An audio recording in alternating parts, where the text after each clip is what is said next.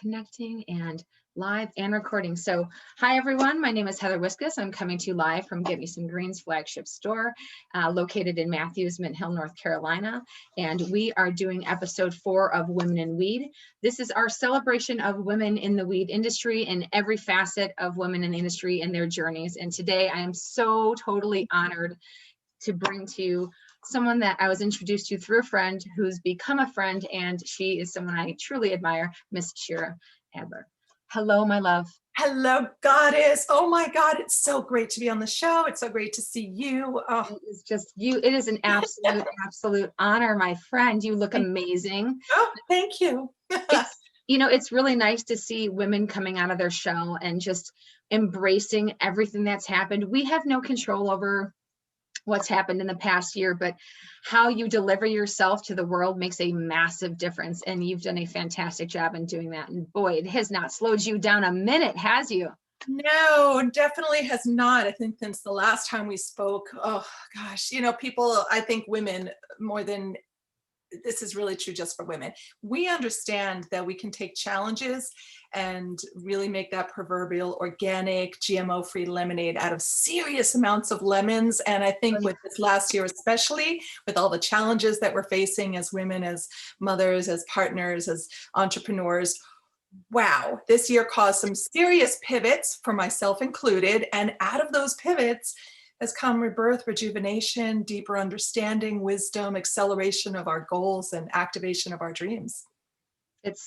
That is a massive mouthful, but so true. I mean, what I've seen come out of this has been amazing. So I know I get ostracized a little bit because I like to say, I came out of COVID okay, but I think it's all perception. Like how are you presenting yourself? Once again, how are you receiving it? So rebirth, allow yourself to go through the shit. Like I said earlier, I'm like, sometimes you need to walk through the shit to clean off your foot and realize that you went through the shit in the first place. So you got to have the good and the bad. Absolutely. It's necessary. I mean, look, duality exists in all things. And I think that women innately, we know how to survive. We know how to thrive, not just survive. It's part of our DNA. It's part of what makes us who we are and how we show up every day, regardless of our background, belief system, education, what our jobs are. We just simply know how to be caretakers, and we do it innately and naturally. It's not about a biological child. It's just, this is who we are. This is what it is to have goddess energy rising. And that's why we're COVID okay. We just choose to frame our experiences differently. I think women are like, we don't have time to be victim. We don't have time to suffer and struggle. We're like, okay, well, that happened. Now what? It's funny. You said something, women are nurturers. And then what are we talking about? We're talking about the female plant. So I often have to explain to people that this is the female version of the plant. The male version produces the seeds. It's great for the nutrition piece, but it's really the medicinal side is coming from the females, those flowers that we produce. So what synergistic way of growing an industry for women plants other than have women in every capacity of it? So you are my first author that I've gotten a chance to speak to. So I'm honored about that. And I would love to share, for those of you that have been to our store or checked out our website, this was one of the very first books that we brought on our shelf. We still carry it today. You can get it anywhere though. Like, so if you're not close to us, you can go to Amazon, you can go anywhere. There's a couple book places. You can get it right on Shira's site too. This is an amazing, amazing book. Can you share with us what made you decide to jump into not only the author realm, but write one of the top selling books in the industry on the topic? So funny is you have your original copy. I have to show you something. Yeah. This is what it is in life, right? So this is because the book has come out. Wait, I have to show it in a way that you can actually see it. ABC. Yeah, there we go. All right, so it's got a different foreword. It's by one of my other female friends, Dr. Lynn Porodnik, who's a cannabis prescribing physician in my area. But the title was shortened. It used to be The Essential Guide for Parents and Regular Folks Too. It's for everybody. And the book has actually sold more than 15,000 copies. So shockingly, it still is the industry Bible. And I'm really honored that I got to put something out that is still used by advocates, educators, lawmakers, practitioners, patients, consumers, brands. It doesn't matter. There's something for everybody in that book. It does include the world history of cannabis and hemp, its usage. And I've had to update it a couple of times. That's why the cover it's the same title, same cover, but over the couple of years since it first came out.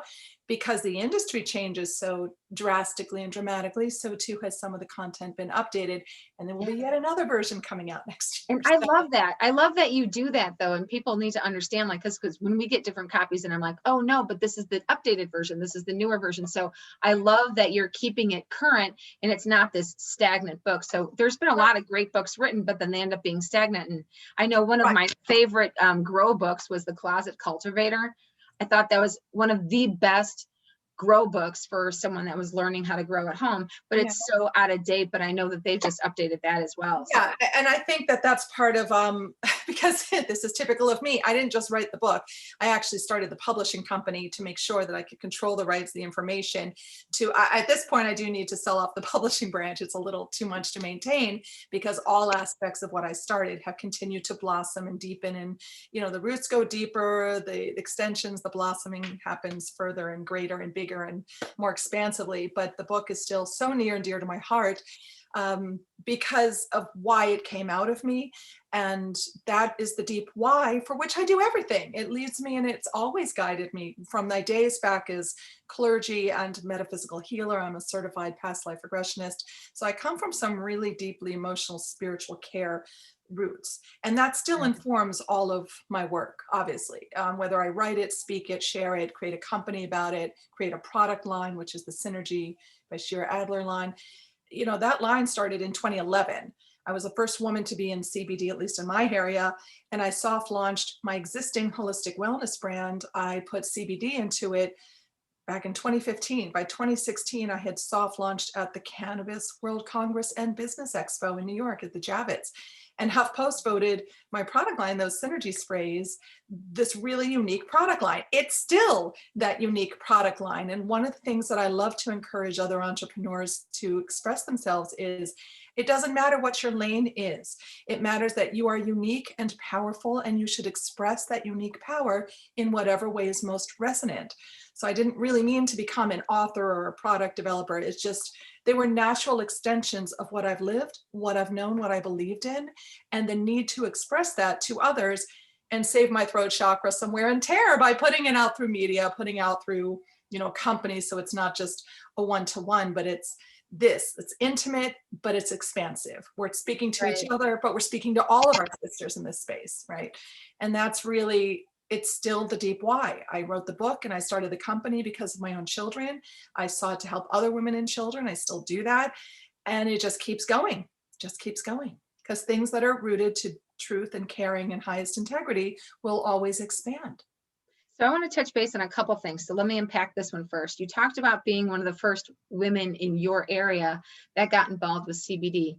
How well was that received in your community, and what pushbacks did you experience? Because I think women out there need to understand that none of us just walked into this shit easy. Like, I know that CBD is out there and people are really getting into it and it's getting more mainstream, but it's still not easy. There's still a path that needs to be paved. So talk to me about your journey and what pushback you got and how you got through it. I've always been a slightly out of the box woman. I think that's a little obvious by now, and I'm certainly not shy or retiring. So I've always been one of those people raise eyebrows at, like, she's talking about what? She's doing what? It was hard enough when I started an aromatherapy series, believe it or not, even that, which we would consider mainstream if you're into natural products, nutraceuticals, whatever. People are like, essential oils, or you spray it and it does what to your kids' mood? There was a disconnect. There's still a disconnect. So I've never really been afraid of the criticism or the quirked eyebrow kind of expressions. And I've had lots and lots of them. Even when I was a cantor, I brought like something called Torah yoga to my synagogue. And I had some people are like, what are you doing? So I'm kind of used to that energy and I don't mind it. I consider that I'm here to invite a new conversation. That's my role. So I did get a lot of pushback. It also really hit hard when I was actually the debut mom on a Bravo reality series. Yes, I get to add that to my resume. I'm a reality mom. That's cool. And that was years ago. The kids were little. I had started my company. It was before the CBD part. I think it was 2014. Yeah, so it was a while ago now.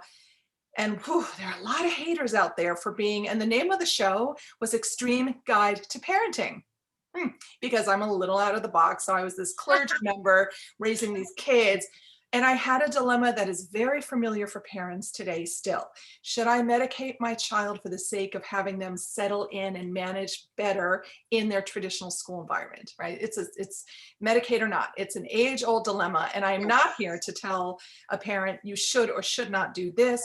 I'm here to, again, invite a conversation that while you're exploring, and I explored traditional medication for my kid, but when he was in 4th grade and we were taping the Bravo show and he said, I don't like the way that medicine makes me feel. I don't feel like myself. And I'm going to honor that. And what else is there that I can do to support you, little being creature, and stand by my values, even though I got a lot of pushback. I've had all kinds of reports against me, Child Protective Services. I mean, I'll say this, to enter this industry, especially in the early years, is not for the faint of heart. There's a lot of stigma, there's a lot of prejudice, there's a lot of fear, because when you introduce something that is outside of a comfort zone, you're going to get pushback just from that person's fear-based response. I don't take it personally, I never have, and I will hold my own very well. I'm certainly articulate enough to say, really, you think that? Okay, I can respect that. Here's where I'm coming from. Take the information, don't take it, and I wish it for highest and best good. No matter what, I'm just sitting in my place. I know who I am, I know why I do what I do, and I just wish the best for whomever receives any information from me. And it has to be on an invitation. I don't force my opinion. I'm not trying to be, it's not for me to decide any of that. It's just to show up, be radically present, stand in my truth, and offer the best for highest and best good. That's it.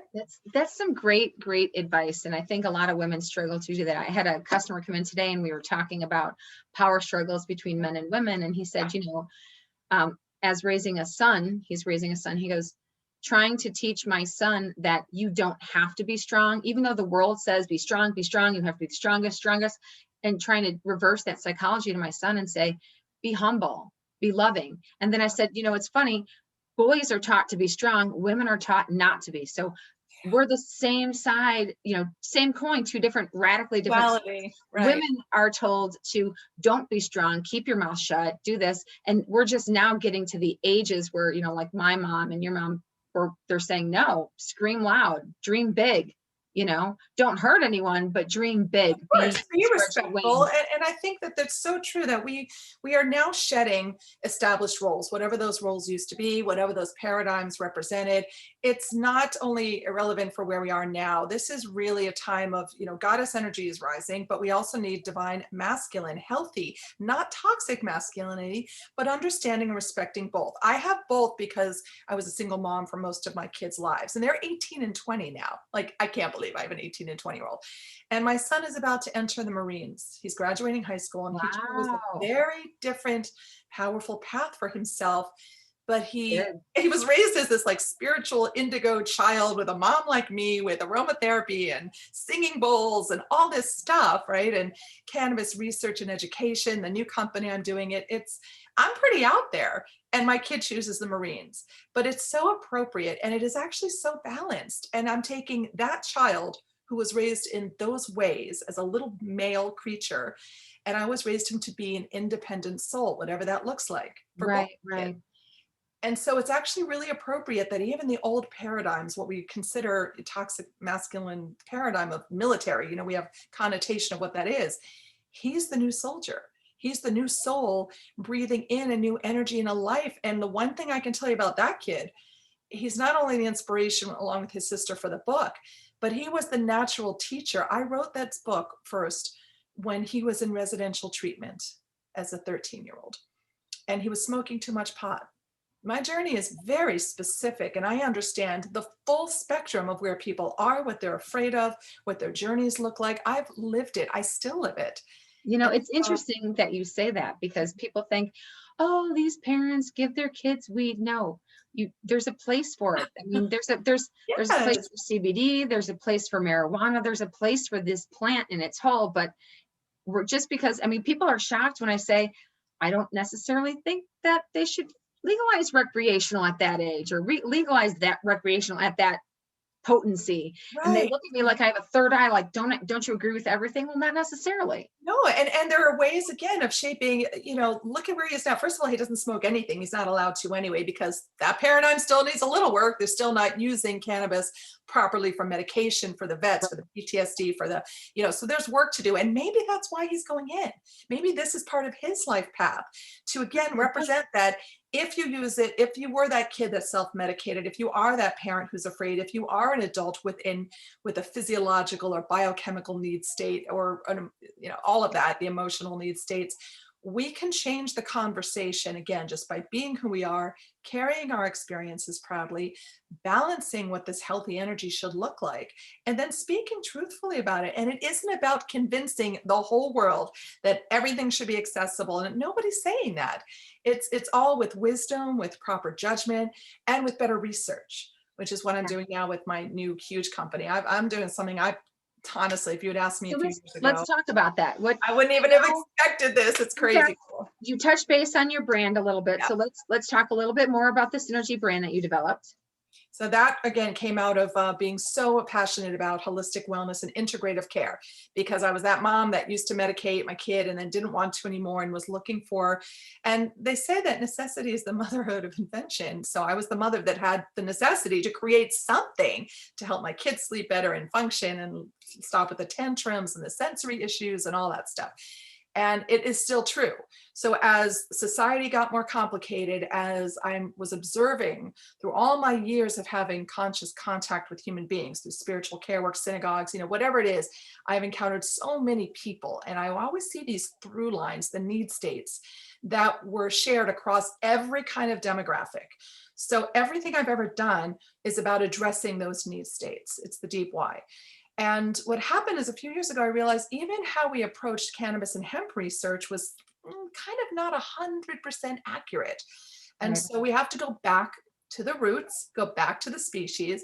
And what I did is I started that holistic wellness brand, and I said, well, now I have these great products and people love them and I'm super grateful, but I want to explain how they work. And there's no science to prove what I call the modern alchemy of merging ancient plant wisdom with modern science. And I know why I created them, but I want to explain it better. I want people to still become their own best advocates. And that's what the new company, which is Lehagen Bio, and Lehagen means to protect bio, or to protect life. And it's actually a three-pronged, really big company that's focusing on the research. It's an agri-tech and bio-infrastructure company that's dedicated to advancing eco-hemp initiatives. But we focus on medicine, technology, and sustainability, because all of those things that impact human life are able to be addressed through education, research, better products, advancing technologies. It's all through hemp, it's all through cannabis research. And that's what we're doing. And I have gathered some incredibly brilliant, soulful people. I'm so blessed to join me on this adventure. And as a woman, I started with literally, I can't believe it. I took my last bit of my last divorce money years ago to launch my original company, my little aromatherapy sprays, which I love. I took $13,000 and started my company back then. Instead of buying new furniture, I shopped at thrift stores and vintage, I did what every mom does on a budget. Right? There's some good stuff at those. Oh, I love it. But I was like, I kind of channel. I was like, no, don't go wasting it on that. You can be really creative and thrifty and all that. So I launched the company. From back then to where I am now, and that's just from 2011 through, I've just raised, my investor committed $25 million for this company. That's a big jump. It's a big change. And there used to be parts of me that doubted that I had as a woman, not because I doubted it, because I was told by certain men around me, you don't know what you're doing. You're not a CEO. You've never started a company. That could have been anybody. Blah, blah, blah, blah, blah. All the stuff they perceived that I couldn't do. And guess what? Not only could I, you can't finish that book. You can't start a publishing. Every time I was challenged, guess what happened? Somebody actually accomplished it. And that somebody is me. So yes, I can.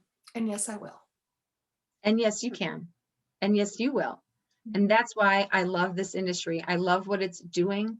The timing could not have been more perfect for just women as a whole. And now with this plant, I really feel like this is giving women a voice, and even women that were afraid to have a voice before are given this platform to Yeah. speak up and grow and be beautiful. It's really quite amazing to see, and I'm honored to be part of it, and I'm honored to be doing these and interviewing amazing people like you. So I want to connect you with my audience. How can they reach you and learn more about the companies you're partners with? I know that you have your logos up. So for those of you, she's got the name of her businesses right there. I'm also going to put a link in the comments so that you can go ahead and check her out and Great. Thank learn more you. about her. So we're really excited. And don't worry, I know some of you have already asked if we're going to be carrying her line. There was a time that we were trying to bring it in and she was in the process of rebranding. So now that that process is complete, yes, you will see her Synergy line in the store. So don't worry, and we'll have a link to that as well. So as always, Shira, thank you so much for sharing a little of your time with us. Oh, Heather, anything you ever need at any time, you are a true sister goddess. You are a light in this industry and in this world. And it's me who is honored to be on. So thank you so much, honey. I love Thank you. you. So just a couple more quick questions for you Sure. before I let you completely off the hook, but I always love to thank Ask everybody. anything, you know. So I know that you've got your brand, you get your company underway, and I'm looking forward to knowing more about what you're going to do with that, because I know you are just starting to scratch the surface of Yes. how you're going to motivate the industry. Are you going to be writing another book? I am actually. And funny thing is, I also have an app because on top of everything, I'm also a single mom and dating during COVID and being who I am. Trust me, that's a whole funny. I love sharing stories about all that. So there are a lot of things because really the root of all this is still fempowerment. So there is a book, Right. second book that I started. I have to get the new company launched, and it's called Pink Moccasins and Other Footwear Inspired Tales of Fempowerment. And the I love title it. is because you can't walk in another woman's shoes, but you sure as hell can admire them. And I it's about love how it. we stand in our power and walk our journeys. And every chapter is about another woman in the cannabis and hemp space. And the stories told through how we feel and our favorite shoes, like Wendy Borman, who is the documentarian who put women weed, that beautiful suffragette movement Mhm. movie. So there's a story that she gave me in an interview about wearing her red carpet shoes and how it felt when she finished the film and things like that. So really great, great, powerful stories and a new tribe that's forming because of that work. So I look forward to getting that book out because it's very important that we share our stories, that we mirror for each other, because you Right. can be, and the whole premise that kind of came in, you can be anywhere. You cannot know another woman and be anywhere in the world. And if you look down and notice her shoes, which we do, it doesn't matter if there's a language barrier or anything. There's a knowing and there's a connection. And it's like, I like your shoes, right? We've all done it. But what does that really say? It says, I see you. I see how you're Yes. standing. I see your walk. I resonate with you. And that's where the book idea came from. I absolutely love it. When can we expect to see that hit the shelves? Well, I'm trying to sell out the first book. Let's see, we're in 2021. It should be definitely by the beginning of 2022. And I'm saying that only as long as I can get all the other things running. But it should be out by next year. Oh, I can't wait. I can't wait. You are such a gifted author and a gifted businesswoman. So if someone was going to approach you today and ask you for advice on how to break into the industry, what are the top 3 things that you would say to them? I would tell them to find what they are most passionate about first. I think there are a lot of misconceptions that to enter this business, it should be it should be about a brand not necessarily so. What do you really love to do and who are you really at your core? Because your skill set will translate into myriad options, whether they're ancillary parts of the industry. It's not that everybody needs to start a new store or a new brand. And that's actually kind of tricky. So I would say, first, figure out what's your basic skill set. Then find a mentor or someone to support, encourage, and give you advice. You are not reinventing the wheel here. There are so many of us who have been pioneers. I love that one of my nicknames, my favorite nickname, was given to me by Dr. Paloma Layfelt from Vireo Medical Health. And she called me the Canna Fairy Godmother in combat boots. Her whole team at Vireo called me that, and they gave me a hashtag, and I was like, Yeah. So I think it's very Awesome. important we show up for, there's so many great networking groups or so many great women who have already been in and done so many things. And we have weathered a lot. So learn from us and talk to us and let us be there for you. Join Women Grow, join Tokativity, join, all these beautiful groups. There are lots of networking groups now on Facebook, even though I don't know Facebook, but sorry. But find us, let's connect, right? That's important. So skill set, connection, and dream big. Do not ever believe for a moment that you cannot accomplish whatever it is you set your mind to. Just learn some other, even spiritual and healing tools to allow yourself to stay in alignment with what your vision is, and then activate that vision. It's all possible. I love it. Such a, so full of wisdom. We are so blessed. I mean, I think more women need to just give themselves the confidence that you have and just allow themselves to step through that space. I mean, look, look at your journey. You were trying to solve a problem for your son, and you were just like every other mom, just trying to find a solution. You didn't start out a tree hugging mom. You started out as a mom that was doing what the rest of us did. Like your mom gave you aspirin, you gave your kid aspirin, you just kind of go through the line. And through that journey, you said, stop, wrote a book, it was your Bible that you wrote for you, that you just happened to be putting a book to share with other moms, saying, hey, here's my Bible. And I mean that loosely. I don't mean Yes, that to no, offend, thank you, of course. but, and all of a sudden it's become this movement, and that just led you to more and beautiful things. So I always use this term, lean into it. Yeah. If it feels right, lean into it, because your body's telling you something. And I love that you leaned into it, because I cannot wait to see what you do next. And I'm looking forward to learning more about I'm your excited. The products. Oh, wait, till you see the R&D, the research feeding into. We have some really cool stuff we're working on. I can't even get into it. I'm telling you, it's a whole new level. Well, I look forward to bringing you back, because we also do a series on our vendors where we talk specifically about their product line. So we will be seeing Shira again very, very soon. Thank you. All right. Bye, everybody. Have a great day. Thanks again, Shira. Talk to you soon. And don't forget, everyone, look in her comment in the comments below for links to her book, her website, her company, her brand, her bio, everything. It's all coming out. It's all going to be there. All coming out. And then stay tuned for next week at noon. Have a great week. Bye, everyone.